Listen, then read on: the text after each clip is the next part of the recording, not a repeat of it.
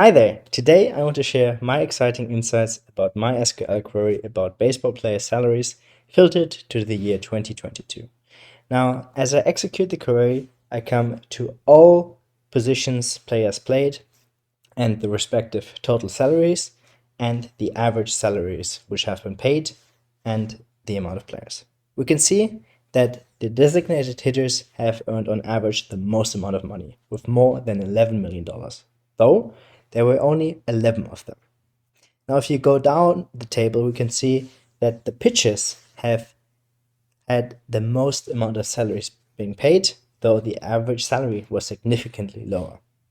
So in conclusion, we can see, depending on the scarcity of a position and the value the team sees for the position, the more amount of money the player earns.